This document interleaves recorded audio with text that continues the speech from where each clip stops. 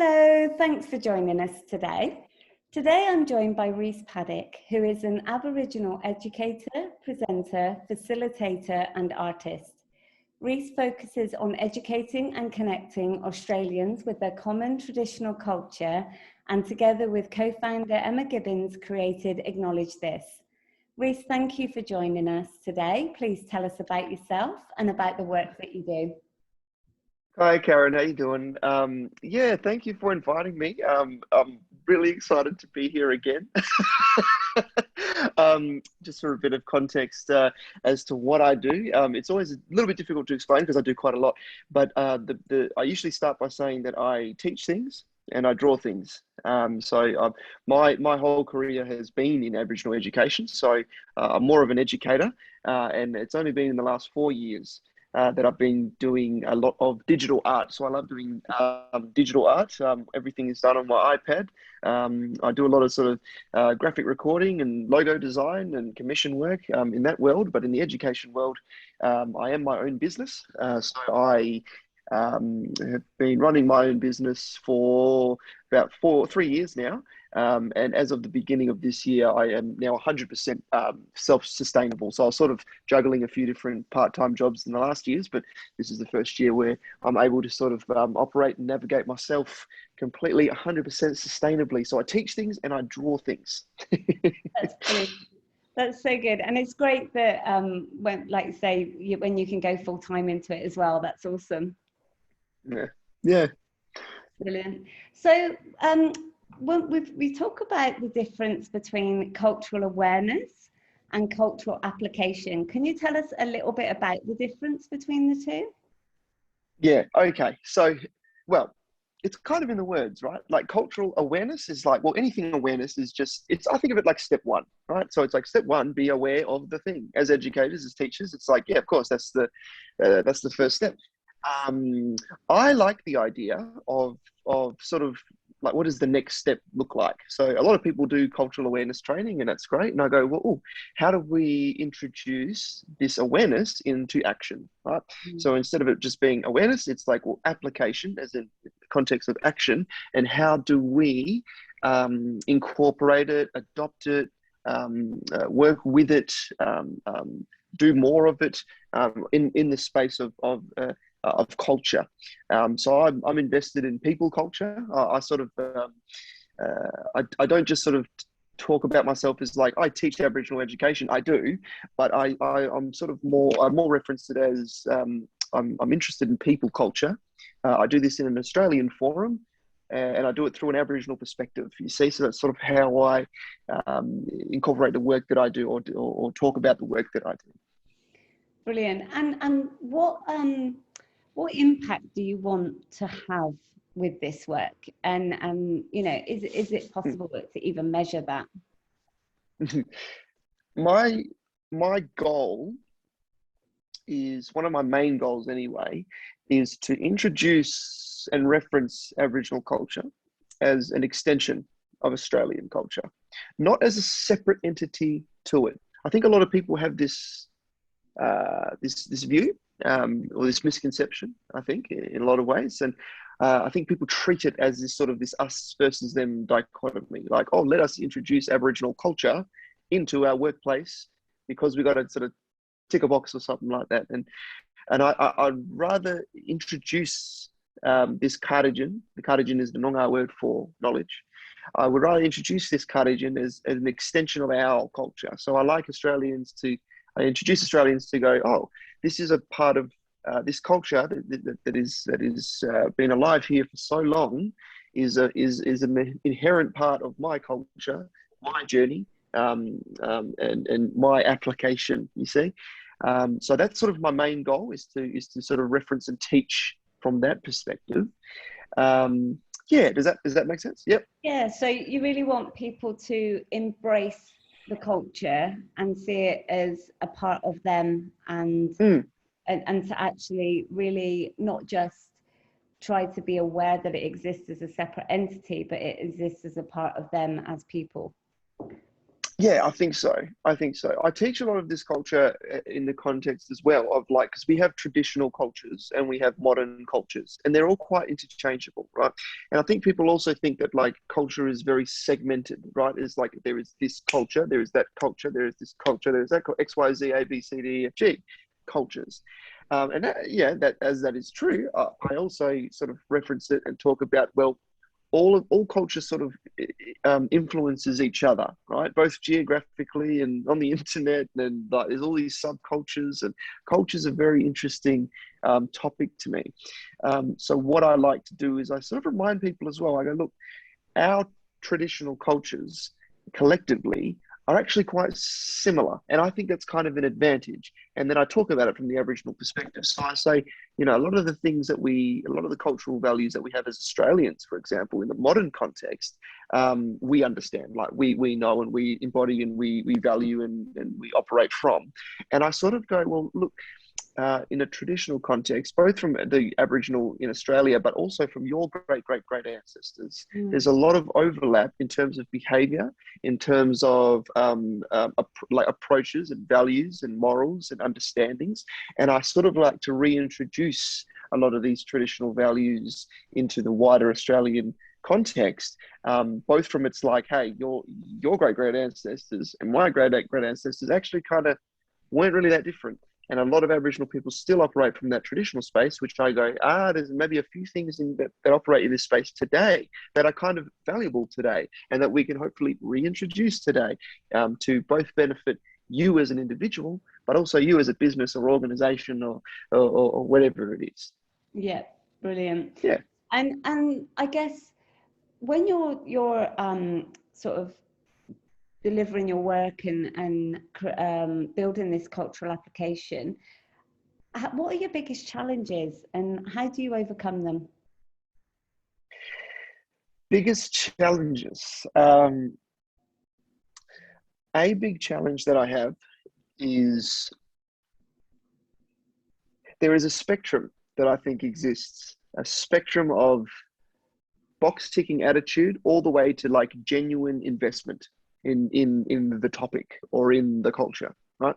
And I think everybody personally and professionally and business and whatever exists on this spectrum, right? Now, the box ticking attitude is the challenge. It's not necessarily a bad thing. I mean, you can see it as a bad thing, right? But I try to think of it like an opportunity, and that is still a challenge. So what I mean by this is a lot of time businesses or organizations, they might say, or they might invite me in to say, Rhys, can you come in and deliver a workshop for us? What I try to do then is I go, how do I identify where on the spectrum they are, you know, and it's not something that you just ask, right? It's something you just kind of got to pick up. Like, where are these people coming from, and why are they doing this? Usually, sometimes it'll be like, we have a reconciliation action plan, and under the section 2, respect 2.1, we have to engage with Aboriginal and Torres Strait Islander people in training and our staff, or whatever it is.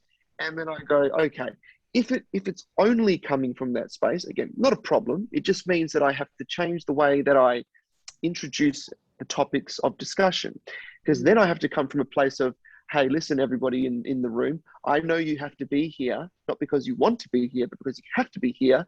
So now let me work a little bit backwards and introduce value, introduce what the value is or how you can potentially adopt the value. You see, because with the other people on the other end of the spectrum, I don't need to introduce the value to them because they already live it. So that's fine. That's why it's easy up on that end of the spectrum. But for the mob that are just there because they have to be there, or they're just there because they think they got to tick a box or something, it's like, all right, let me get to work then. You know, let me use this as an opportunity, as it is a challenge. The other challenge that I face is like in the age of information, it's sort of like misconceptions and conflicting information. So what I mean by this is that oftentimes there will be topics of discussion, or there'll be things that people are looking for or trying to understand. And sometimes people come up against barriers where they'll look into something and I go, well, you got this mob which says X, and then you got this mob which says Y. So which is it? And it's a very Western way of thinking, right? It's like, oh, well, which is the correct and which is the not correct. And then the challenge here is that people, when they come up against conflicting information, or what they'll do is they might just stop. They go, oh, it's not really worth me looking into any further because I don't understand it, or I don't want to put the effort into understanding it.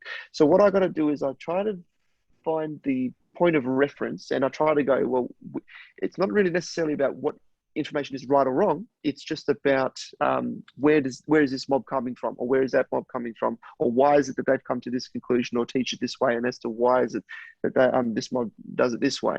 Aboriginal cultures, just like all cultures, is the same thing, where it's like a lot of it's very similar and a lot of it's very different. So it just depends on your point of reference. So I suppose those are two of my main challenges. It's just finding out where on the spectrum people and businesses and organizations are, but it's also tackling what is the information that A, they already know, and B, how do we identify the conflicting information and then navigate ourselves around that conflicting information. Yeah, absolutely. And I guess with regards to the work and the impact and that understanding, in what ways have you got any examples, and how would you like to see Australians embracing and connecting with the traditional Aboriginal culture? How would you like that to see play out, to, you know, how that is represented? How does it look? Yeah. Yeah. I give the example of New Zealand. Right. I was in New Zealand last year. I was there when COVID was going off, which was just the most perfect time to go, right? I landed in there, and that's when everybody was like, what do we do? Now, here's the thing. I walked into the gates of New Zealand, into the airport, into the gates like it's a castle. And here's the thing. For a couple of days, I didn't even consciously realize or come to the realization that there was actually two different operating cultures that were here, like the modern and the traditional, the Māori and the non-Māori, right? And then when I thought about this, I had to remind myself. I was like, oh, that's right. We got Aboriginal people here. We got non-Aboriginal people here, right? Mm-hmm. And I'm like, wait, I didn't even register this. I was like, why is that? I'm like, oh, that's interesting, because they had, at least from my perspective, right, they had implemented the cultures in such a way that almost like you didn't have to think about it. It was almost like you walk in, you see welcome, and then you see that Māori translation as to what that is. You go around, you see the artwork everywhere. It was almost interchangeable from each other. They had integrated themselves and their cultures, I think, so well that even that consciously, you just didn't really have to think about it. And I thought that was kind of an advantage, because again, it's like you kind of want people to, there was a real sort of sense of connection there, where it's like, oh, we're sort of walking in this third world here, where it's like, it's a modern adaptation of both a modern and a traditional culture. So then I thought about this in the Australian context, and then I go, where are we as Australians in reference to this feeling, right? One thing that I thought about is like we're okay. We're pretty good. Some people will disagree with me and they go, we're not good enough. But I think we're okay, especially in reference to other places in the world as well, with their Aboriginal peoples there. But I think there's a lot of things that we can do a lot better. For example, here's the good news.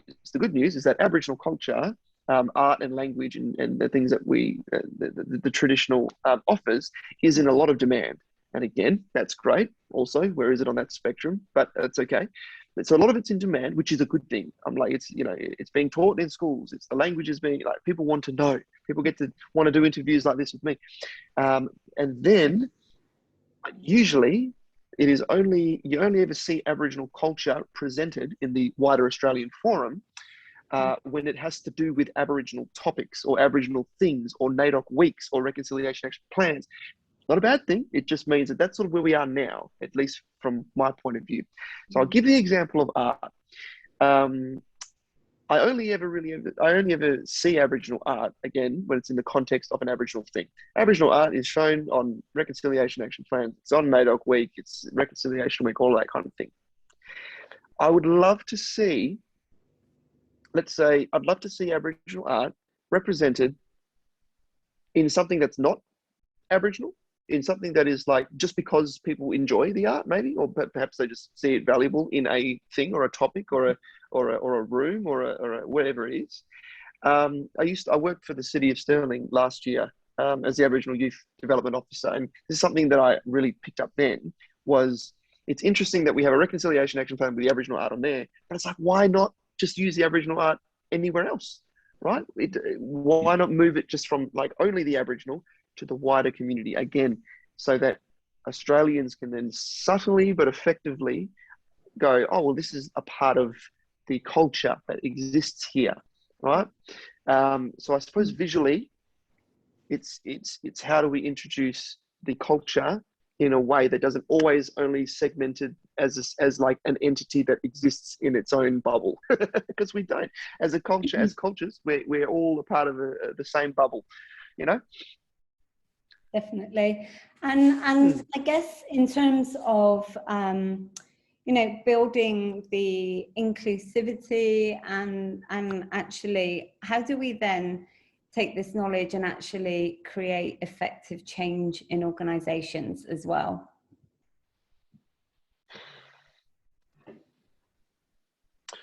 Well, that's a quite a broad question as well. Like how do we implement effective change? It's like, I think everybody's always trying to answer that question right now. I don't have the answer specifically for that question. What I can offer is I sort of go back to what I mentioned before a little bit about what the traditional cultures have to offer. And again, I'm not just specifically talking about Aboriginal in Australia. Again, I use that lens, I use that context because of what I know, but I also introduced it again to what is it that your great ancestors held as values that we can introduce in the modern context.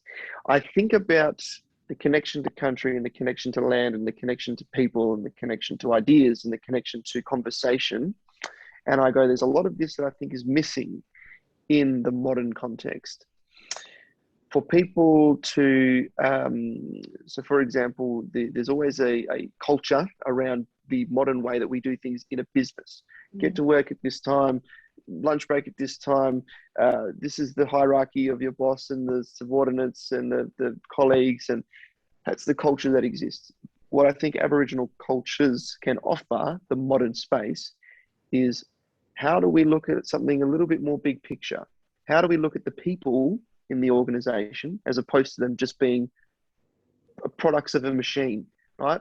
How do we slow down? This is what I love to introduce, at least with the acknowledgements of country, is the concept of presence, is the concept of sitting there and acknowledging the people, right? And the place and what is valuable to us, our conversations, our personality.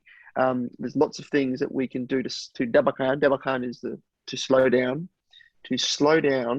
our constant modern capitalistic go attitude and culture, which a lot of Aboriginal cultures can offer this concept of going, dabakan, slow down, connect as people, connect our ideas, our personalities, our values before we get into the work, right?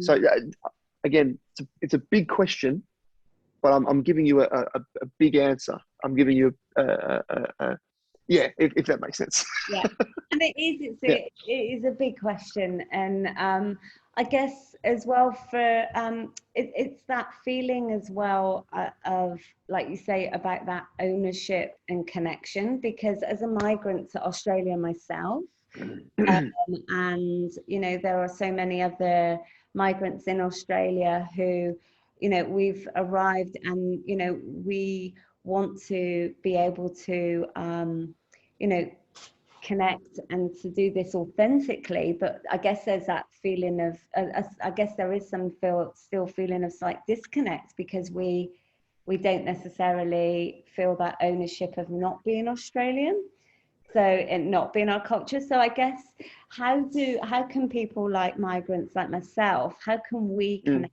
and do that authentically with meaning? It's funny, you use an interesting word, and I'll just stick on that for a second. Ownership. It's an interesting thing, because in the traditional context, for Aboriginal people here in Australia, ownership was not was not a concept. It didn't exist. People didn't own things. You see, if anything, it was the concept existed of the land owning the people as opposed to the people owning the land. So it's kind of, people have this point of reference about ownership and what that means. And I think about the traditional concept of this and how that relates and how that translates to the modern perspective. It's a common question that I get. I see where you're coming from, because there's a common understanding, or there's a common place where people come in, they go, well, how do I as a migrant, feel connected to the traditional cultures of this place? And I go, well, first of all, I can only sort of speak from my experience and the elders and the people that I've spoken to here. And what they talk about is they say, understand that, look, everybody has a connection, right? A connection to country, a connection to people. A connection always exists. And that's kind of empowering, first of all. Then people talk about like the feeling, you say like the feeling of ownership, or maybe some people will say like the feeling of being welcome, right? Or I don't feel like connected to here because I'm not from here traditionally, and I don't feel welcome here. And I go, well, okay, then.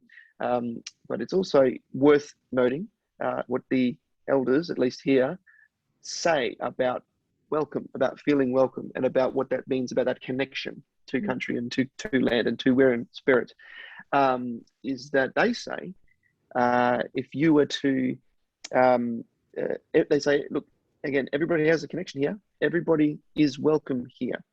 The Wirrn, the Budja, the spirit of the country accepts that. However, for you to be welcome here, you have to follow some rules. It always comes to rules, right? You have to walk with Quap Wirrn, Quap Cart, Quap Court. All right. Now, even as I say this, I'm sure that it's resonating. I don't even have to really translate it. I will translate it. But when I say that, you got to walk on this country with Quap Wirrn, Quap Court, Quap Cart. A lot of people go, I think I already know what that means exactly. Quap Wirrn, Quap is good. Wirrn is your spirit. Cart is your mind. Court, that's your heart. What they're saying to you is that the Budja, the Wirrn, the spirit, accepts you, welcomes you, if you hold those values true. That's when you are welcomed here. That's when you are connected here to this place. So I think there's something about that, again, from that traditional knowledge, that a lot of people can feel confident in adopting for themselves in the modern world, whether you are a migrant that came here, how long ago did you say? 2015. whether you came here in 2015, or whether you came here in 1990, or whether you came here yesterday, or whether you've been here for 65,000 years, that is the rules, right? That is the code of conduct in the Western world, right? So I think there's something that's quite valuable about adopting that concept. Absolutely. And it's so, like I say, the work that you do is so important because, there's finding the right information and knowing that it's being able to have that understanding to then be able to embrace that. Whereas, what would somebody normally do? I guess in the Western world, you would Google it. And you're not really going to get the right answer that way. So the work that you do is incredibly important. So that's great. We call him Uncle Google in our culture. We call him Uncle Google. And by the way, it's not Auntie Google, right? Yeah. Because Auntie is always right. Okay. What we mean by this is that with Uncle Google, this is why you got to click on a few links, right? This is why you got to do a little bit more research. You got to press him a little bit more, right? Because he's not always right. I like that. I think I'm going to adopt Uncle Google. That's so good. Yeah. Can you tell me a little bit more about Acknowledge This and what your vision is that as well? Yes, very exciting. For me is my acknowledgement of country training that I run with Emma Gibbons, who's another facilitator, and we've been doing this for a little bit over a year now. So I reference it as like the first time I'd ever heard an acknowledgement of country was when I was 15 and I was at high school, and it was something that was just sort of seamlessly thrown into the assembly. Right, over the years. It's sort of now embedded itself in the culture slowly but surely, as this thing that people do before a thing, right? A thing before a meeting or an event or a forum. There is this expected rudimentary bunch of words that people say to convey respect. And that's not a bad thing. Like, that's okay. That's all right.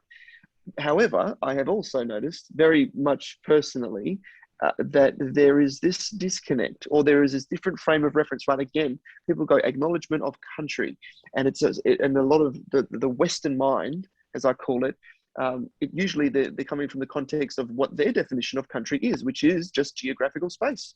And it's interesting because, ironically, when we're talking about the traditional country that you're acknowledging, you're actually talking about, from the traditional perspective, the Wirran and the spirit. Okay, so and I think that holds a lot more weight than just geographical space. So the acknowledgement of country training started as really just a conversation between mates. That's how Emma talks about it, right? She's like, this was a conversation between mates. And it really was. It was just like, Rhys, I've heard that people do acknowledgements of country. Why do we do that? And what does it mean? And it's funny because nobody ever gave me that answer. I had only ever, over time and experience, taken on like what I've observed and then gone, oh, I think this is actually kind of what the context is. Okay. So what we do is we introduce, we explain that story, and then we introduce the concept of A, what country is the Aboriginal people are, but B, how do we feel a little bit more comfortable and confident in personally adopting and articulating the words that we say, right? Because look, if again, it can come from that tick box attitude of, it's like, oh, okay, I've got a team meeting coming up. All right, I'm just going to pull out this. Good morning, everybody. I'd like to acknowledge the traditional custodians of the land on which we stand, the way people know and actually pay respect to.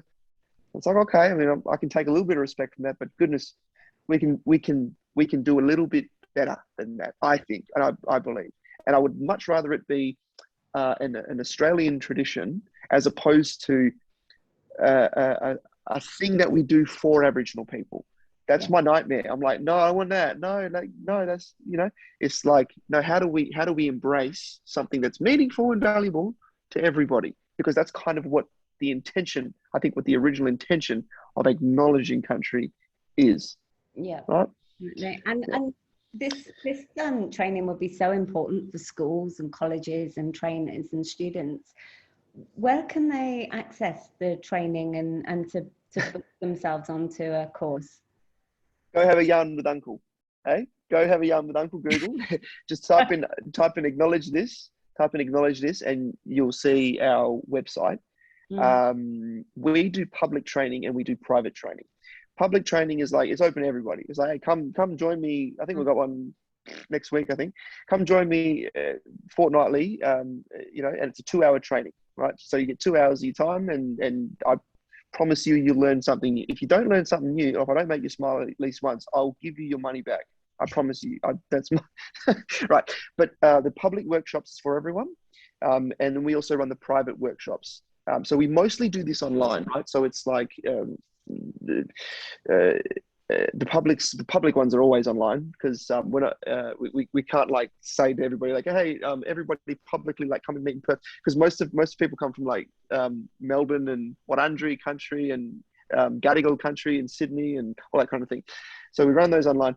The private ones we do for businesses or organizations who basically reach out to us and say, hey, look, we've got 50 staff, can we do a privatized one for our staff? We've got a 1-hour lunch and learn version, or we've got like the 2-hour training, which is recommended for businesses and organizations. But I also do those in person as well. Rarer, but it does happen. I've actually got one this afternoon, which is really exciting, because I'm like, oh, cool. I actually like being in front of people doing this. But yeah, so there are those options as well. If you reach out to us on our website, you'll get into contact with Emma and I, our lovely assistant Susanna, and she directs all of the conversations, the dates, the times, the contracts, all of that kind of thing. So Susanna will help you out. Brilliant. That's awesome. Yeah. And before we finish and conclude the interview, can I just ask you what you feel the 3 personal attributes or skills required for young people today? Yeah. Okay. Number one, and everything I say it just sounds cliche, and I apologize for that, but it's one of those things where I've come full circle to understand the real value behind why I actually recommend this. The first one was self-confidence. Okay, it's more of an approach, less of a skill, but I think self-confidence can actually be harnessed into a skill. Okay, self-confidence in the sense of, I see young people today, and this is how I know I'm getting a little bit old. I know I'm getting old because I'm always at the point where I'm like, oh, I don't get it. I don't get the culture of the young people today, but I kind of do in a way, because what they don't understand is that they just adopted the internet. But you see, I was born into it. Okay, they don't even know what dial-up is. But I was born into it, and I see that there's a real progression of like how kids understand themselves and how they compare it to influences that are so vastly outside of their control that it becomes like there's this real disconnect of where they think that they should be as opposed to where they are in reality. There's not enough self-confidence in kids these days when it comes to body image, when it comes to personal intelligence, when it comes to social interactions. There is, I think, a very big hole missing about teaching our young people the value of themselves and how they can feel confident enough in feeling confident in their own self, right? So that's going to be skill number one: developing confidence in yourself. The second one was to only do what you want to do. Okay, again, it sounds like follow your dreams, kids.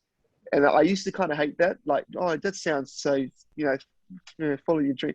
And now I'm come full circle. I'm like, actually, no, really do that. Now, what I mean by this is that there is I think that a lot of people get to the point where they go, I don't know what I want to do, but I know that I've got to do something, right? You get to high school. After high school, you're like, oh, I know that society is pushing me in the direction of, got to learn, you got to live to make money. And, so people, what they do is they fall into a trap a lot of times where they go, oh, I'm going to go study something. Don't know what, but what kind of interests me? Yeah, psychology. This. And it's not a bad thing, because sometimes people can really learn to love and embrace that. But a lot of the times it doesn't. A lot of times people get into this place where they're miserable because they've come at it from the perspective of, I'm going to do this because I feel like I have to. And that's all it is. I never really wanted to do that. I go, find your passions. Oh my goodness. I'm at the point now where I'm like, I'm very happy, because it's like, I don't do anything I don't want to do. Not at all. Not, I only choose the jobs that are in alignment with me and that make me happy. So don't sacrifice your happiness for somewhere where you don't want to be. I give the reference of my art. People say, how do you become an artist, Rhys? And I go, I'll tell you how. It was very easy. My dad, he lent me his iPad 3 years ago, and I just drew stuff because I enjoyed it. I never planned on it being a job. I never structured it as a business or a job. I did it because I enjoyed doing it. I put it on the internet, and then people were like, hey, do you do this? And I was like, I can do this. And they're like, cool, can I pay some money to do this? And I was like, oh, this is becoming a job. That just kind of opened itself up to me. And look, yeah, I might be lucky, but I also go, look, it's undeniable that I aligned myself with something I enjoy doing, and then the universe opened up to me. So I go, hey, try that. At least try that. The worst that can happen is what? You do something you enjoy doing, and it doesn't become a job. But it's like, okay, that's fine. But then you're happy. At least you're doing something you enjoy doing. That is number two. The third and final suggestion I say for building skills is personal responsibility. Personal responsibility, I think, is very important for young people, well, for everyone really, but especially for young people. I think that there is a culture that exists today in the modern world about sort of like a victim mentality that exists, that lingers, where it's like, I am out of control, and the system is against me, and I forever am going to be in a state of like resentment because everything else is the problem. Now, society can be that way, and things are out of our control. And absolutely, there are times when things happen to us which are absolutely out of our control. The best thing that I would love to teach kids is like, you could feel encouraged enough to understand that you are in control of how you respond to life, right? You are your own autonomous person. You have the control of how you deal with situations. And that's really kind of empowering. And I think that that's really kind of something that people kind of miss. And they get trapped in that culture of like, oh, first of all, everyone on social media is getting more likes than me, and I'm reaching for things that's out of my control. B, I'm in a situation where I simply cannot deal with the amount of like information coming out. There's 100,000 different things that we can do to convince ourselves that we are completely out of control and completely victimized. Personal responsibility gives us just that understanding that we can really build on ourselves and be accountable for our own actions, first of all, but also how we respond to situations that are happening to us. Those are my three. I hope they help. I think they're brilliant. And they're actually, it's so true. Your last one as well. We always have a choice. There's always a choice. Understand, allowing young people to understand, to step into their power and to take away that victim mentality and to not feel, that their life is dictated to by external circumstances. Helplessness, really. Yeah, a lot of times. Is that feeling of like helplessness. Yeah. Absolutely. Well, we've actually reached the end of our interview now. So I'd just like to thank you again for such a great interview and for sharing your insights. It's been really valuable and I really, really appreciate it. No problem. Anytime. I love doing this. Thank you very much, Karen. And hopefully we'll do it again or do it in another capacity, or our paths will cross in the future. Brilliant.